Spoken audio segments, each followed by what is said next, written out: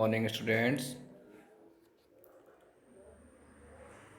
आज दिनांक 24 मई 2021, class 10, subject science, सब सब्जेक्ट बायोलॉजी।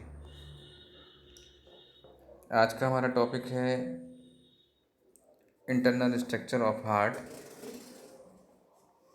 साथ ही साथ हम लोग हार्ट बीट के बारे में भी जानकारी प्राप्त करेंगे और ब्लड प्रेशर की भी बात करेंगे। चलिए वीडियो को स्टार्ट करते हैं। सबसे पहले हम लोग आज बात करते हैं हृदय की।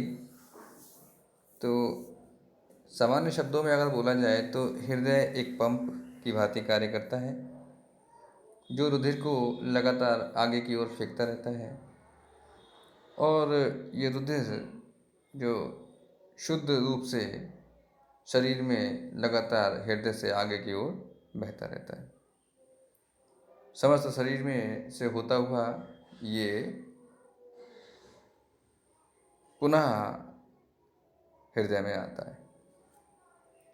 इसी को हम लोग रक्त परिसंचरण तंत्र कहते हैं, जो कि मनुष्य में ये दोहरा रक्त परिसंचरण तंत्र कहा जाता है। प्यारे बच्चों, अब बात है हृदय की आंतरिक संरचना की, यानी कि इंटरनल स्ट्रक्चर ऑफ हार्ट की।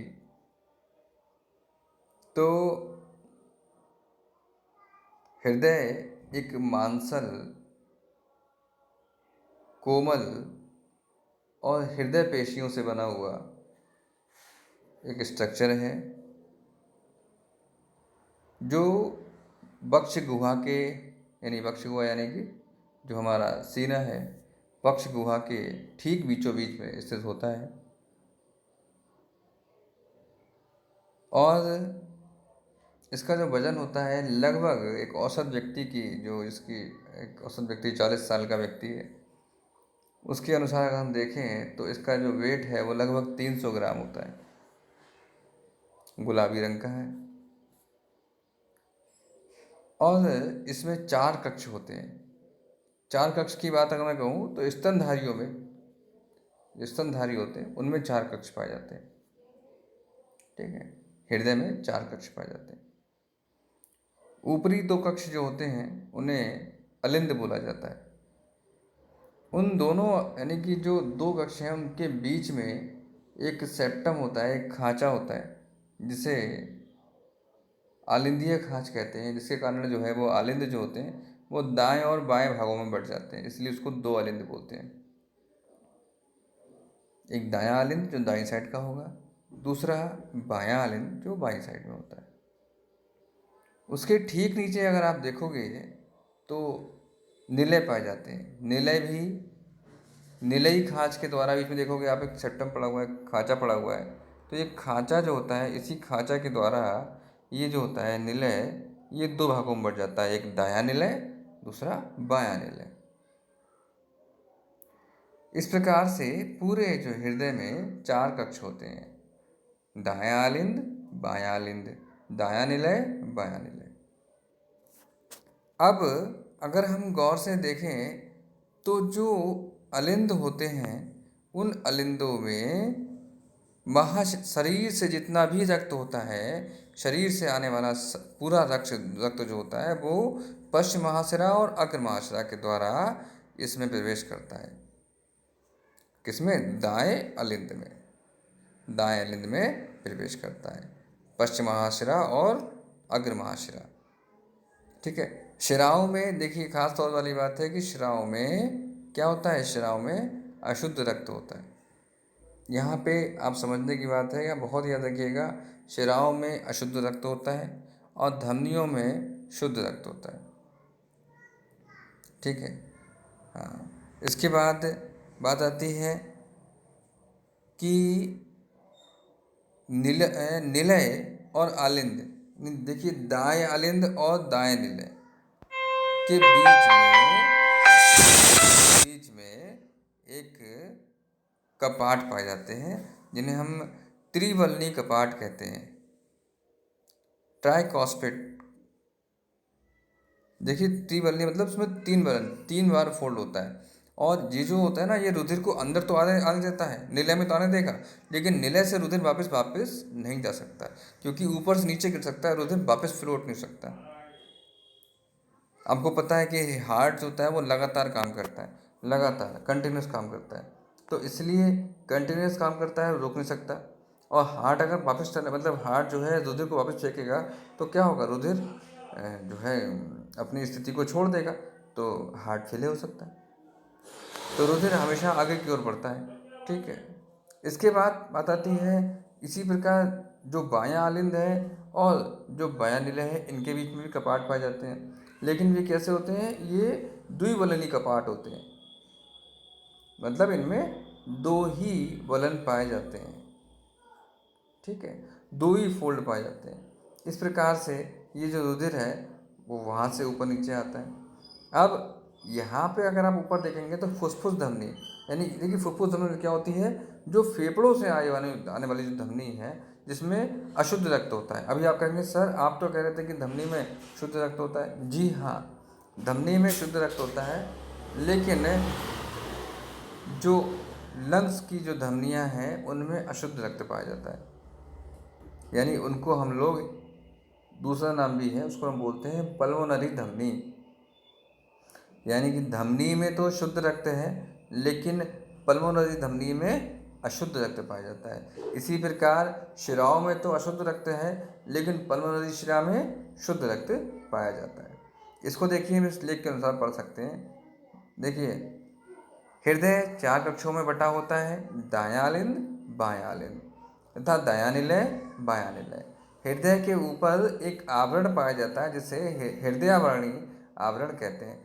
ये क्या होता है, ये देखिए, ये जो हृदय में सकुंचन प्रकुंचन की क्रिया होती है ना, लगातार हृदय क्या करता है, जो है फूलता है या पिचकता है। तो ये सकुंचन और प्रकुंचन की क्रिया जो होती है, अनुशीतलन की क्रिया जो होती है, प्रकुंचन अनुशीतलन, प्रकुंचन अनुशीतलन, तो ये इस क्रिया के कारण जो है, ये जो हमारा हृदय में जो रक्त है वो आगे की ओर बहता है और पूरे एक बॉडी का एक चक्कर मारता है, एक चक्कर पूरा पूरा करता है। तो ये कहीं रुक ना जाए, इसलिए इसके ऊपर एक झिल्ली पाई जाती है।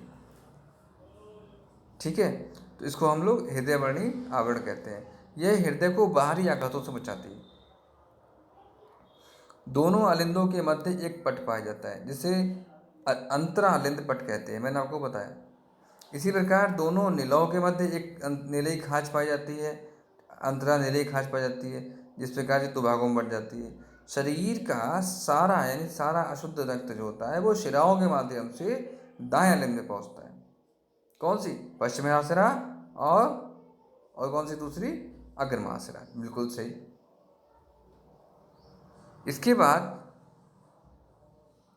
जिसे हृदय शुद्ध करके कहाँ, निलय में भेज देता है। ठीक है, और निलय से जो होता है शुद्ध रक्त कहाँ, महाधमनी से होते हुए धमनिकाओं से पूरे शरीर में पहुंचता है। अब ये फिल्टर कहाँ से होता है, यहाँ बीच में एक बात आती है, इसमें वैसे तो लंबा पीरियड जो वो है। देखिए फिल्टर यहाँ से धमनी से आया, अलिंद से आया, धमनी में पहुँचा, और धमनी से अलिंद से आया और निलय में पहुँचा। निलय से ये कहाँ चला जाता है, ये चला जाता है फुफ्फुस धमनी के द्वारा, फुफ्फुस शिरा के द्वारा, कहाँ, सीधे के सीधे हमारा फेफड़ों में, फेफड़े में जाके शुद्ध होता है। वहाँ ऑक्सीजन के द्वारा, ऑक्सीजन में जो संवहन है, जो क्रियाएं हैं, ठीक है, जो भी CO2 का वहाँ से निकल के बाहर निकल जाती है, तो जितनी भी अशुद्धियाँ होती है बाहर निकाल दी जाती हैं। और बाकी जो रक्त जो होता है रक्त वापस पल्मोनरी शिरा के द्वारा पुनः बाएं आलिंद में डाल दिया जाता है। पल्मोनरी शिरा के द्वारा बाएं आलिंद में डाल देता है, बाएं आलिंद से बाएं निलय में, और निलय से सीधे धमनी से होता हुआ, महाधमनी से होता हुआ धमनियों में पहुँचा दिया जाता है।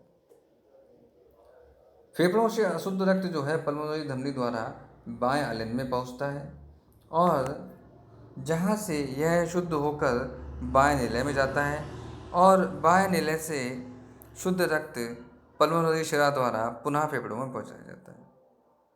बाएं आलिंद तथा बाएं निलय के बीच द्विवल्नी कपाट पाया जाता है, मैंने आपको अभी बताया भी था। और दाएं आलिंद और दाएं निलय के बीच में त्रिवल्नी कपाट पाए जाते हैं। ठीक है ना। ये इस प्रकार से हमारा हार्ट है, और हार्ट कार्य करता रहता है, लगातार कंटिन्यूअस कार्य करता रहता है। इसमें 1 सेकंड का भी कहीं गैप नहीं होता, क्योंकि अगर कहीं हमारा हार्ट जो है रुक गया तो शरीर हमारा क्या होता है, डेड हो जाता है, हार्ट फेलियर हो जाएगा। और इसमें कहीं पे भी बलन जो होते हैं, यानी जो हमारे कपाट हैं, उनमें रुकावट नहीं आनी चाहिए। अगर रुकावट आ गई तो भी हार्ट फेल हो जाएगा। ठीक है। और रक्त की जो जो हमारी हृदय की पेशियाँ जो हैं, हृदय पेशियाँ कहलाती हैं, तो लगातार कंटिन्यूस कार्य करती रहती हैं जीवन पर्यंत, कभी थकती नहीं है, रुकती नहीं है। ठीक है। तो इसके बारे में जानकारी हम लोगों ने प्राप्त करी। अब बात हम करते हैं हार्ट बीट की। देखिए, जो हमारे हार्ट की जो धड़कन है, एक स्वस्थ मनुष्य में 5 से 6 लीटर रुधिर होता है।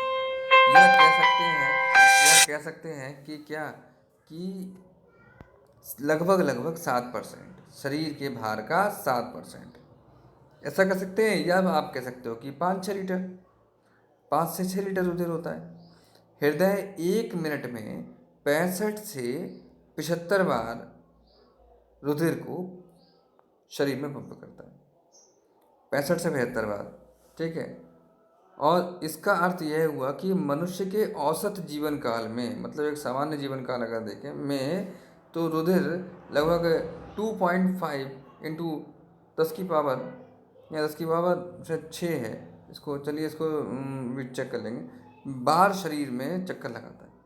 इतने बार शरीर में चक्कर लगाता है।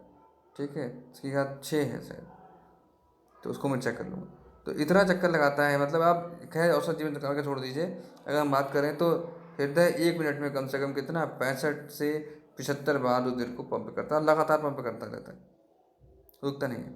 हृदय के एक बार सिकुड़ने से रुधिर का एक चक्कर पूरा होता है।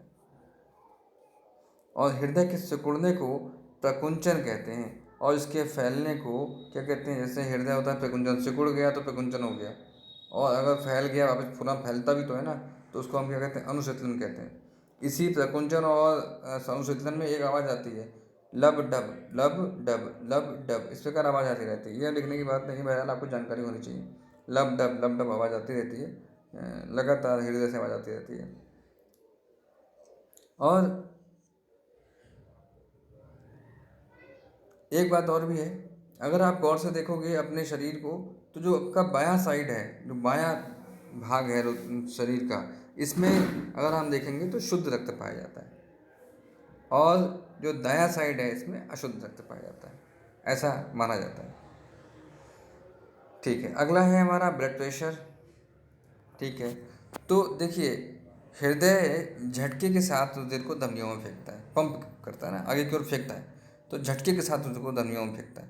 और धमनियों में कैसा रक्त होता है, शुद्ध रक्त होता है, जिस दबाव के कारण धमनियाँ, रुधिर जो है धमनियों में बहने लगता है। उस रुधिर दाब, उसे क्या कहते हैं, रुधिर दाब या रक्तचाप या ब्लड प्रेशर कहा जाता है। ब्लड प्रेशर 2 प्रकार का होता है, एक होता है सिस्टोलिक, एक होता है डायसिस्टोलिक। तो सिस्टोलिक क्या है, हृदय के संकुंचन यानी कि जो सिकुड़ता है के समय धमनियों में रुधिर अधिक तेजी से पंप होता है, इसे संकुंचन या प्रकुंचन रुधिर दाब कहते हैं। सामान्य व्यक्ति में यह दाब 120 mmHg, मतलब समझते मिलीमीटर, और Hg मतलब होता है पारा। ठीक है। आपने नब्बाया भी होगा बहुत बार, तो इतने ऊपर तक जाता है, एक बार सिकुड़ने पर, एक बार छोड़ने पर, इतना 120 जाता है। और अनुशीतलन मतलब यानी अनुशीतलन डायस्टोलिक ब्लड प्रेशर दूसरा है हमारा। यह है हृदय के शीतलन, यानी कि जिस समय हृदय अपने सामान्य अवस्था में आता है, किस समय का रुधिर दाब होता है, इस समय जो ब्लड प्रेशर होता है अपेक्षाकृत कम होता है। सामान्य अवस्था में अनुशीतलन रुधिर दाब 80 mmHg होता है। और ब्लड प्रेशर नापने के लिए एक यंत्र होता है जिसे हम कहते हैं स्फिग्मो मैनोमीटर। स्फिग्मो मैनोमीटर का उपयोग किया जाता है, जो आप लोग देखते होंगे, डॉक्टर्स इसका यूज़ करते हैं बीपी नापने के लिए, अक्सर देखा जाता है। तो यह इस प्रकार से उसका इस्तेमाल करते हैं। तो आज बच्चों हम लोगों ने जानकारी करी कि हृदय की जो आंतरिक संरचना है उसके बारे में जानकारी प्राप्त करी। दूसरा, हमने जानकारी करी हार्ट बीट की, और तीसरा ब्लड प्रेशर के बारे में हम लोगों ने आज पढ़ा। और मैं आशा करता हूँ कि आपको ये वीडियो समझ में आया होगा। अगर कुछ समझ में नहीं आया तो आप मुझसे पूछ भी सकते हैं व्हाट्सएप के माध्यम से, या अन्य किसी तरीके से पूछ सकते हैं। और चित्र ये बनाना होगा आप लोगों को, ठीक है, इसको नोट भी करना है। बहुत इंपॉर्टेंट बिंदु हैं, इनको आप नोट करिएगा। चलिए, धन्यवाद।